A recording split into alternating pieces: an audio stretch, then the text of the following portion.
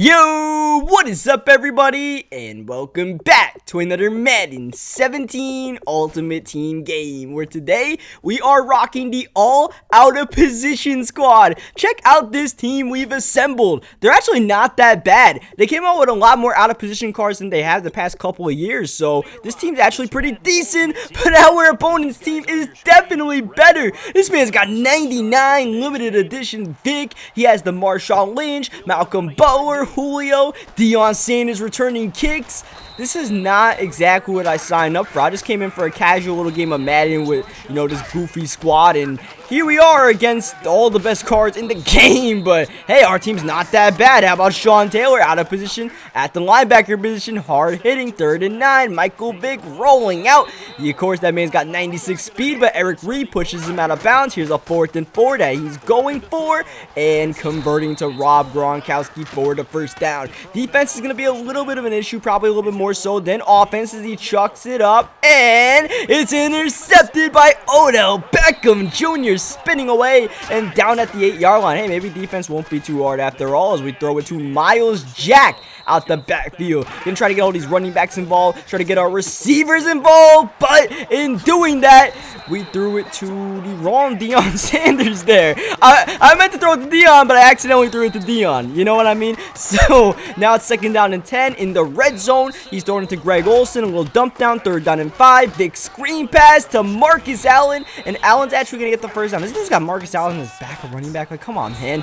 Marshawn Lynch at the goal line right here, trying to make a goal line stand with this defense off the edge. Oh, stiff arm from Marshawn, but a nice little gain tackle right there. 3rd and goal. He comes out passing with Vick, gonna roll out and try to take it himself. Oh, but we got Eric Ebron off the edge. Of course, Eric Ebron plays tight end, so it's all messy on the defensive side. Though, 2 notes I want to make. One, you guys saw this campus hero Malcolm Jenkins. He's not exactly an all out of position card as the rest of the guys are advertised as, but he is out of position since he's usually a safety, as is Tyrann Mathieu. So if Tyrann Mathieu makes the team, Malcolm Jenkins makes the team. That's my old thing on it, as we throw it outside to Paul Krause, who normally plays the safety position, now at the wide receiver spot. The other thing is, I gave this team a really good offensive line because, we got to try to run this football. The only thing is there was an out of position right tackle, so I did use him, the Robinson guy, as Myles Jack trying to knock someone over. Gonna make it a 3rd down and short, though. Can live with this, and then we throw it to Tavon Austin out the backfield. Tavon Austin, of course, he's a receiver. We also have Tyreek Hill, who plays receiver at running back, as we throw the screen pass to Tyreek Hill, but he gets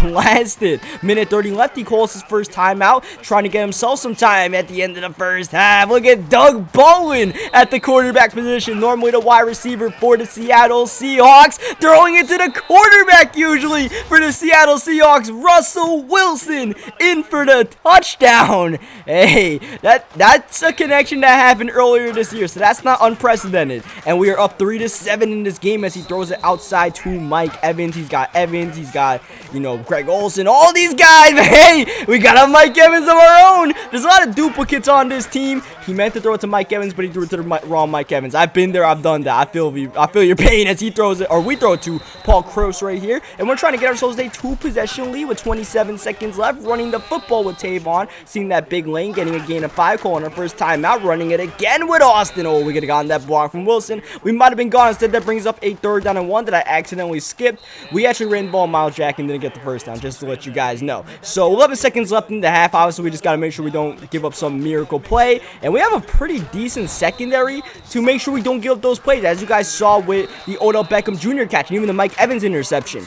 These guys, their one specialty is getting interceptions, so we don't have to worry too much about giving up some crazy play, as Mike Vick way downfield, and as I say that, he gets this tremendous catch from Greg Olsen, and look at this, Russell Wilson returning the kick.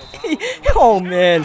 Oh, he got blasted. That's a tradition, if you guys know, from when we did the all-out-of-position team 2 or 3 years ago. We had Russell Wilson returning the kick, and we actually returned a touchdown with him. So I'm going to try to do that once again as we throw it to Tavon out the backfield. Normally, a running back to cringe when you make that throw because, they don't have good catch in traffic, but Tavon Austin is normally a receiver. Unfortunately, Doug Baldwin gets sacked, 3rd down. He got a great lockdown man coverage. We're just chucking it up for Krause, but it's intercepted by, I believe, Bobby Wagner right there. Now, This guy runs man coverage. We don't have too much of an answer because these aren't, really wide receivers at the wide receiver position. We got Ryan Tannehill. Half our dudes are freaking quarterbacks at the wide receiver position, and the other guys should be on the defensive side of the football. A second down, he chucks it downfield, testing Odell, and Odell's able to break that pass up intended for Evans. Third down in the backfield. Marcus Allen with another reception, but that will not get the job done. It's 4th and 3, 0-26, going for it. Michael Vick got his man Greg Olsen turning it upfield, and Tyrann Mathieu not even able to make the tackle,